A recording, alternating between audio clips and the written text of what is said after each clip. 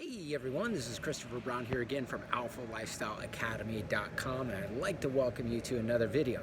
Now, in today's video, we're going to talk about what it takes to be able to make money online, either online or actually just as an entrepreneur itself.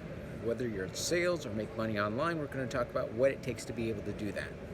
Now, the marketplace of today is filled with different type of gurus who are promising you that they have the secret sauce. They have the secret solutions for you to be able to finally find financial success. However, you need much more than just the knowledge or the know-how, because there is a difference between being smart or knowledge and wisdom.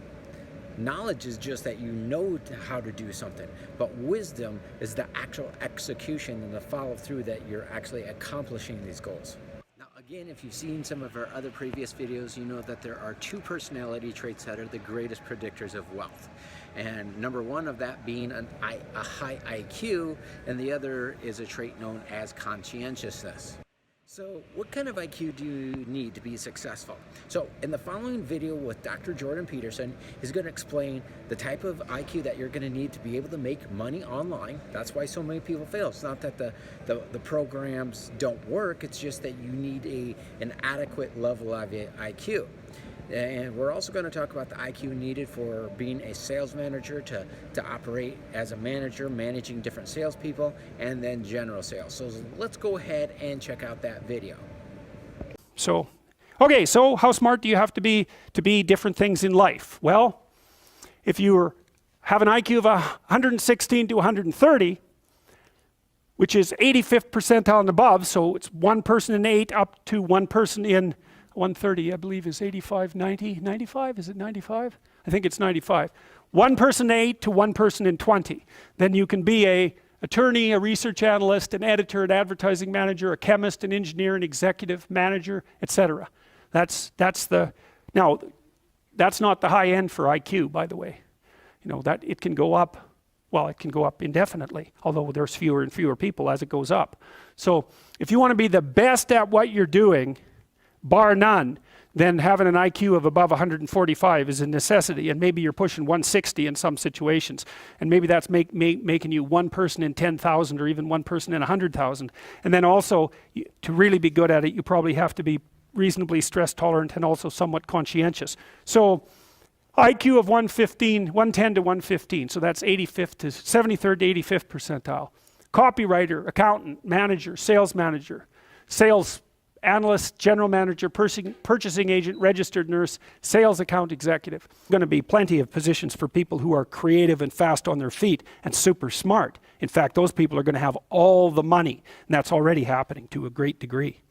You know, because if you're smart and you can use a computer, you're so smart it's just absolutely unbelievable, right? And if you can't use a computer, and lots of people, and I don't mean, you know, you can open Word. That isn't what I mean. I mean you can program, and if you can't program, well, you're right at the next end. So if you haven't got that with you, you're going to be left behind. Okay, going down now 103 to 108 is slightly above average, right? 60th to 70th percentile. Store manager, bookkeeper, credit clerk, lab tester, general sales, telephone sales, accounting clerk, computer operator, customer service rep, technician, clerk, typist. So you see at this level, people have some technical skill and some ability to deal with complex things. Anyways, okay. Going down now 103 to 108 is slightly above average, right? 60th to 70th percentile. Store manager, bookkeeper, credit clerk, lab tester, general sales, telephone sales, accounting clerk, computer operator, customer service rep, technician, clerk, typist. So you see at this level, people have some technical skill and some ability to deal with complex things. Okay, that's dead average. 100 is average. Dispatcher in a general office, police patrol officer, receptionist, cashier, general clerical, inside sales clerk, meter reader, printer, teller, data entry, electrical helper. 95th to 98. Machinist, food department manager, quality control checker, security guard, unskilled labor, maintenance, arc welder, die setter, mechanic. Good IQ range for relatively qualified tradespeople. 87 to 93. Messenger, factory production worker, assembler, food service worker, nurse's aide, warehouseman, custodian, janitor, material handler, packer. Now, what you're starting to see is that as you move down the hierarchy, the jobs get simpler, they're more likely to be assigned by other people, or they're repetitive. Because what IQ predicts to some degree is how rapidly you can learn something, but once you've learned it, it doesn't predict necessarily how well you do at it. And so the more repetitive jobs people with lower IQs are more suited to more repetitive jobs. Under 87, is there something? Well, no. Right. That's a big problem. And it's something our society has not addressed at all. Jobs for people with IQs of less than 85 are very, very rare. So what the hell are those people supposed to do? It's like it's 15% of the population. What are they supposed to do? Well, we better figure it out, because one of the things that's happening too is that as the high IQ tech geeks get a hold of the world, the demand for cognitive power is increasing, not decreasing, right? You want to be a teller? Well, you know, those checkout machines, they're not so simple. You want to work at McDonald's? You think that's a simple job? You don't see robots working at McDonald's. And the reason for that is that what McDonald's workers do is too complex for robots to do. So this is a discussion that no one wants to have, but that's okay.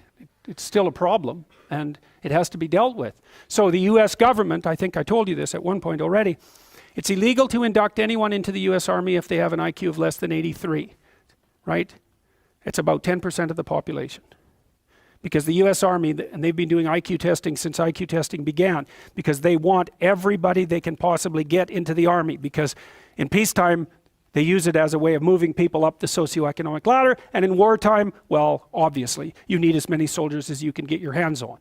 And so you're not going to be any pickier than you have to be. So when the US Army says it's illegal to induct anybody into the armed forces if they have an IQ of less than 83, then you know that they've done it for absolute necessity. Now, I really hope you enjoyed that video. Now, as you saw from the video clip with Dr. Jordan Peterson, in order to let's say develop sales funnels, which is something that Russell Brunson is very big on. It is a very successful strategy. However, it's just that a lot of people can't duplicate that same level of success because of their IQs. So in order to build sales funnels and those type of internet marketing, you're going to need to have an IQ of between about 115 to 135. Let's say if you're doing network marketing and managing sales teams, again, you're going to need about an IQ of about 100 to about 115. And if you're just doing general sales, you're going to need an IQ, which is the average IQ, which is 100 to about 115. So depending on what type of facets of business that you want to operate on, it's going to depend on the IQ level. This is something that the vast majority of the marketplace is not addressing and not talking about.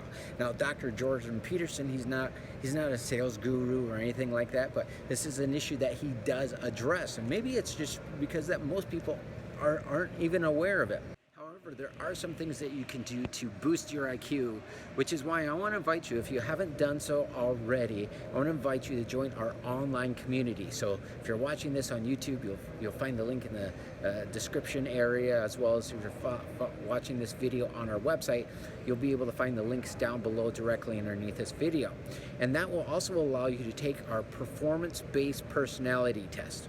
Because again, there are 2 personality traits that are the greatest predictors of wealth. So if you're watching this on our website, again, you'll be able to find the links down below directly underneath this video. And if you're watching this on YouTube, you'll find the links and the resources down in the resources section on YouTube. But I had a blast recording this video here for you here today. I had a great time today filming videos. But take care, everyone. Have a great day, and we'll see you next time. Bye-bye.